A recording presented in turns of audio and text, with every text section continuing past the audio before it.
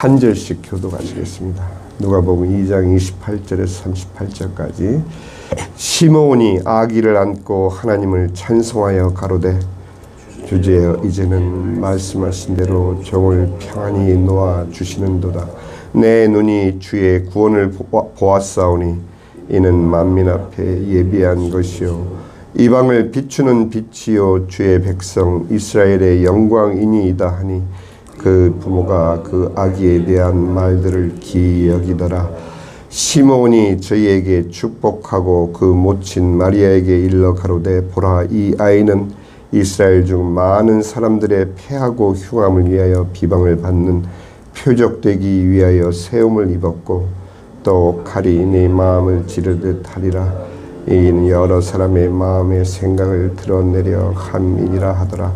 또 아셀 지파 바누엘의 딸 안나라 하는 선지자가 있어 나이 매우 늙었더라. 그가 출가한 후 7해 동안 남편과 함께 살다가 과부된 지 84년이라 이 사람이 성전을 떠나지 아니하고 주야에 금식하며 기도함으로 섬기더니 다같이 마침 이때 나와 하나님께 감사하고 예루살렘의 구속됨을 바라는 모든 사람에게 이 아기에 대하여 말하느니라. 아멘. 오늘 우리가 본문 잠언 29장 1절에서 14절 말씀을 우리가 함께 상고하기 위해서 오늘 본문을 누가복음으로 읽었습니다. 전 세계 기독교인들이 12월 25일 성탄절로 기념을 하지만 신약 성경 어디에도 예수님이 언제 태어났는지 기록은 없습니다. 누가복음에는 양치기들이 그날 밤에 양을 돌보고 있었다라는 말이 있어서 희미한 단서를 제공하지만 양치기들이 밤에도 양을 돌봐야 하는 건 3월에서 11월까지입니다. 2세기 중반만 해도 예수님의 탄생은 워낙 신비로운 사건이라 인간의 시간 밖에서 일어난 일이 틀림없다는 관념까지 존재했었고 초기 기독교인들은 죽은 날만 기념할 뿐 생일을 축하하는 건 이교도의 풍습이라고까지 여겼습니다. 그런데 크리스마스는 왜 하필 12월 25일일까라는 질문에 대한 역사적 풀이의 근거로 학자들은 이렇게 말합니다. 이 3세기 기독교인들은 여러 근거에 의해 예수님은 춘분 무렵인 3월 25일에 세상에 오셨다라는 결론을 내렸습니다. 신의 아들이 세상에 왔다는 것을 수태로 해석해야 될지 아니면 탄생으로 해석해야 될지 그들은 갑론을박이 이렇지만 당시 동정녀 마리아에게 열광했던 사회 분위기가 예수가 수태 당시부터 신의 아들이었다는 이론에 힘을 실어 주었다고 합니다. 그래서 교회력은 3월 25일을 성수태 고지절로 기록했고 예수님은 9달 후인 12월 25일에 태어난 것으로 결론 내려졌다는 것입니다. 12월 25일이 크리스마스라고 최초로 언급한 기록은 354년에 발간된 연대기로부터였습니다. 성금요일은 그리스도의 십자가 순환일로 예수께서 십자가에 못 박히시는 날을 또한 3월 25일로 보고 그때를 기준으로 역으로 그리스도가 예루살렘에 입성한 고난주일로 시작되는 성주간의 금요일 그리고 부활절 직전의 금요일로 기독교는 이때 주님 순환 예식으로 세상을 위하여 자신을 희생한 그리스도의 고난을 묵상하는 절기를 확정했다고 합니다. 이 모든 것은 33년 예수님의 이 땅에서 사역하셨던 기간을 근거로 한 역추적한 결과였던 것입니다. 그러나 오늘 우리가 이 아침에 살펴보고자 하는 것은 이러한 크리스마스의 기원을 살펴보고자 함이 아니라 중요한 것은 예수님 탄생은 환영받지 못하였다는 사실입니다. 헤롯 왕은 예수님의 탄생 기간 전후의 모든 2살 이하의 남아들을 죽였었고 예수님은 그 박해를 피해 애굽으로 피하셨다가 헤롯 왕이 죽은 후에 다시 돌아오셔서 나사렛 사람이 되셔서 사셨습니다. 또한 예수님께서 돌아가실 때에는 모든 유대인들의 저주와 욕설을 받으시며 십자가에서 그들의 죄를 위해 고난당하시고 못 박는 그들을 대속하기 위해 죽으셨다가 죽은 지 사흘 만에 사망 권세를 이기시고 부활하셔서 이제는 누구든 예수를 믿는 자마다 멸망하지 않고 영생을 얻게 하셨습니다. 영접하는 자 곧 그 이름을 믿는 자들에게는 하나님의 자녀가 되는 권세를 주셨으니 이는 혈통으로나 육종으로나 사람의 뜻으로 나지 아니하고 오직 하나님께로부터 난 자들이니라. 세상 모든 자들이 이제는 크리스마스가 예수께서 나신 날로 알고 기뻐합니다. 그러나 정작 예수님께서는 그들을 구원하기 위해 태어나실 때부터 죽으실 때까지 고난 중에 사셨고 그들을 위해 돌아가시고 사망 권세를 이기시고 부활하신 예수 그리스도의 복음은 그들은 외면하고 있는 현실을 우리는 봅니다. 만물을 지키고 다스리라는 사명을 가진 인간 자체가 타락한 저주 때문에 인간들의 손이 닿는 만물들마다 황폐해져 왔고 이제는 자연의 질서까지를 혼돈시키는 기후의 재앙 속에서 우리가 살고 있습니다.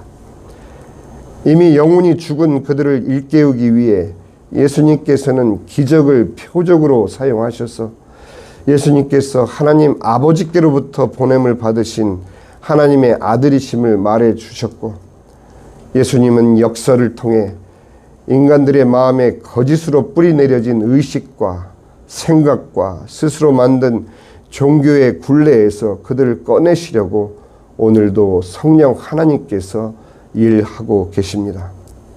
오늘 우리가 읽은 이 본문 말씀 정말 하나님께서 누가복음 24장 44절에 또한 스스로 말씀하셨던 것이 내가 너희와 함께 있을 때 너희에게 말한 바 곧 모세의 율법과 선지자의 글과 시편의 나를 가리켜 기록한 모든 것이 이루어져야 하리라 한 말이 이것이니라 하시고 이에 그들의 마음을 열어 성경을 깨닫게 하시고 또 이르시되 이같이 그리스도가 고난을 받고 제3일에 죽은 자 가운데서 살아날 것과 또 그 이름으로 죄사함을 받게 하는 회개가 예루살렘에서 시작하여 모든 족속에게 전파될 것이 기록되었으니 너희는 이 모든 일의 증인이라.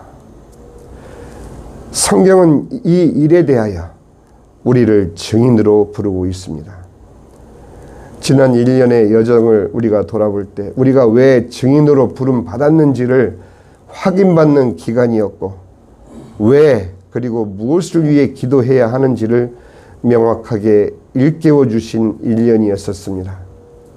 오히려 너무 늦게 시작된 우리 복음 전파의 사역의 후반전을 통해 후회 없는 번제로 우리 자신이 드려지기 위해 이제 새해를 일주 앞으로 우리는 마주하고 있습니다. 우리가 무엇을 목표로 하든 그것은 이제는 우리의 언어가 아닌 예수님의 언어로 기도해야 할 것입니다. 예수님의 언어는 우리의 생각과 다르신 역설의 언어이셨습니다. 심령이 가난한 자는 복이 있나니 애통하는 자는 복이 있나니 온유한 자는 복이 있나니 의에 줄이고 목마른 자는 복이 있나니 긍휼히 여기는 자는 복이 있나니 마음이 청결한 자는 복이 있나니 화평하게 하는 자는 복이 있나니 의를 위하여 박해를 받는 자는 복이 있나니 우리가 추구하고 바라는 그 복은 우리 주님께는 인식되지 않은 이 땅의 것인 것을 우리가 다시 확인합니다. 나로 말미암아 너희를 욕하고 박해하고 거짓으로 너희를 거슬려 모든 악한 말을 할 때에는 너희에게 복이 있나니 기뻐하고 즐거워하라 하늘에서 너희의 상이 큼이니라. 예수님의 언어는 이 땅의 언어가 아니었습니다. 우리 마음 가운데가 우리가 바라고 우리가 추구하는 우리의 기도 응답이 우리 기도의 열매가 아니었던 것입니다. 오히려 우리가 주님 앞에 나와 기도하면 할수록 우리 자신의 부족함을 깨닫고 우리의 빈곤함을 깨닫고 우리의 마음의 가난함을 오히려 주님 앞에 확인하는 그것이 우리를 부르신 주님의 진정한 은혜였던 것입니다. 오늘 본문 말씀인 잠언 29장 1절에서 14절의 모든 내용 또한 이 같은 예수님의 언어로 우리가 재구성을 하면 우리에게 이 말씀들은 바로 예수님의 이 간곡한 마음을 또한 전해줄 것입니다. 이웃에 대하여 어떻게 하는 것이 예수님께서 우리에게 말씀하신 천국의 주인, 즉 하나님 나라의 백성들의 삶인지를 우리는 알게 됩니다. 2절에 보니 29장 2절에 의인이 많아지면 백성이 즐거워하고 29장 3절에 보니 지혜를 사모하는 자는 모두를 즐겁게 하고 잠언 29장 4절에 보니 왕은 정의로 나라를 견고하게 하고 7절에 보니 의인은 가난한 자의 사정을 알아주고 8절에 보니 슬기로운 자는 노를 그치게 하고 11절에 보니 지혜로운 자는 노를 억제하고 14절에 왕이 가난한 자를 성실히 신원하면 하나님께서 그의 왕위를 영원히 견고하게 하시고 하나님의 책망을 달게 받는 자의 평강을 약속하고 계시는 것입니다. 올 한 해를 이제 마지막 한 주를 남긴 우리들이 잠언 말씀으로 마무리하게 하시는 하나님께 진정 감사와 찬양을 올려드립니다.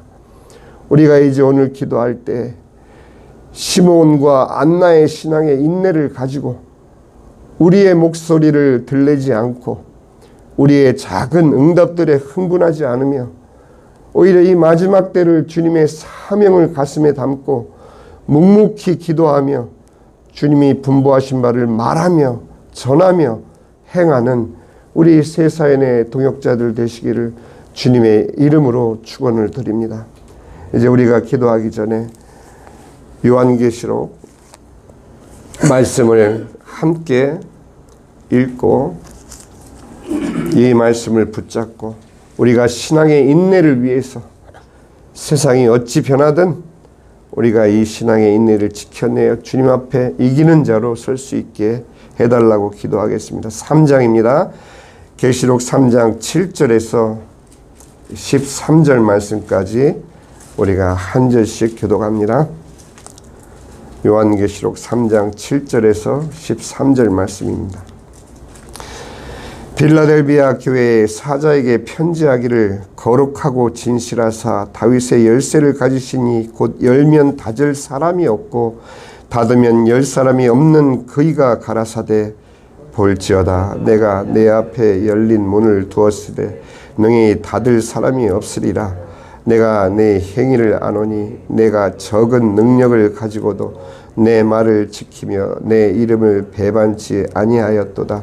보라 사단의 회 곧 자칭 유대인이라 하나 그렇지 않고 거짓말하는 자들 중에서 며칠 내게 주어 저희로 와서 내 발 앞에 절하게 하고 내가 너를 사랑하는 줄을 알게 하리라.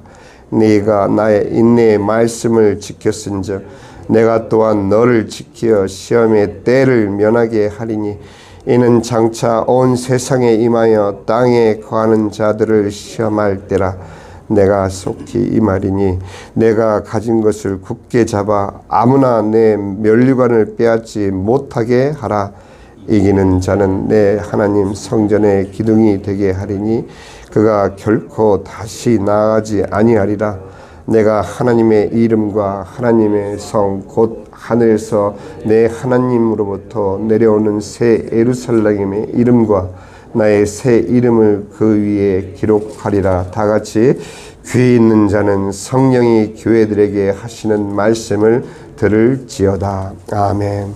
이 시간 우리 주님 3번 부르시고 주님 앞에 이기는 자로 설 수 있게 해달라고 다가오는 새해를 아버지 하나님 다시금 저희를 사명으로 무장시켜 달라고 주님 앞에 기도하겠습니다.